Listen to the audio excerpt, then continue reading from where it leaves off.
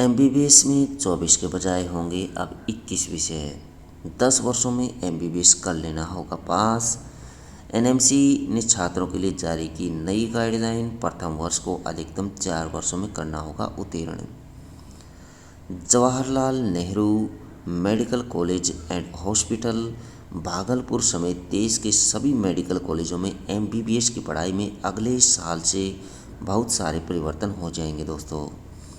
2024 से 29 बैच से एमबीबीएस में प्रवेश लेने वाले छात्रों को पढ़ाई में परिवर्तन का सामना करना पड़ेगा।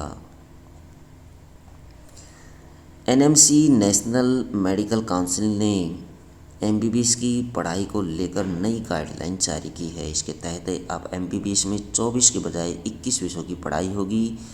इसके तहत टीबी एंड चेस्ट, पीएमआर व इमरजेंसी मेडिसिन विषय को समाप्त कर दिया गया है। एनएमसी की नई गाइडलाइन के मुताबिक कि जिन 3 विषयों emergency medicine, TB and chest और पीएमआर को ख़त्म किया गया है, उन्हें दूसरे विषयों में मर्ज कर दिया गया है। जैसे इमरजेंसी मेडिसिन व टीबी एंड चेस्ट को जनरल मेडिसिन में, तो पीएमआर को हड्डी रोग के विषय में मर्ज यानी विलय कर दिया गया है। निरीक्षण के दौरान इन तीनों विषयों की फैकल्टी की ज़रूरत भी नहीं होगी।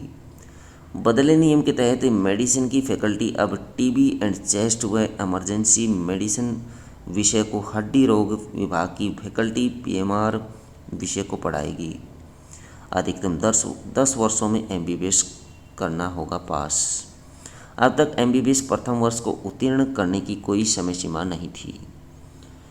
नए एनएमसी गाइडलाइन में इसकी समय सीमा तय कर दी गई है। नई गाइडलाइन के मुताबिक एमबीबीएस प्रथम वर्ष को अधिकतम 4 साल में उत्तीर्ण कर लेना होगा, जबकि इससे पहले इसे उत्तीर्ण करने के लिए कोई साल निर्धारण नहीं किया गया था। एमबीबीएस के छात्र को एमबीबीएस की पढ़ाई को अधिकतम 10 साल में उत्तीर्ण करना जरूरी होगा, अन्यथा एनएमसी उसके डॉक्टर बनने के सपने को निरर्थक कर देगी। अब नॉन क्लिनिकल सब्जेक्ट जैसे शब्द होंगे अतीत। जवाहरलाल नेहरू मेडिकल कॉलेज भागलपुर की प्राचार्य उमा शंकर बताते हैं कि अब तक नॉन क्लिनिकल, प्री क्लिनिकल और पैरामेडिकल शब्दों का प्रयोग किया जाता था, लेकिन एनएमसी की नई गाइडलाइन के मुताबिक अब सिर्फ क्लिनिकल विषय का ही इस्तेमाल किया जाएगा। इसमें फेज अलग अलग दिया गया है, जैसे फेज़ 1, फेज़ 2, फेज़ 3, फेज़ 3 1 और फेज़ 3 2। फेज़ 1 जिसे पहले प्री क्लिनिकल विषय कहा जाता था के तहत एनाटॉमी, फिजियोलॉजी व बायोकेमिस्ट्री विषय होगा। फेज़ 2 के तहत पैथोलॉजी, माइक्रोबायोलॉजी और फार्माकोलॉजी विषय होगा। इसी तरह फेज़ 3 1 के तहत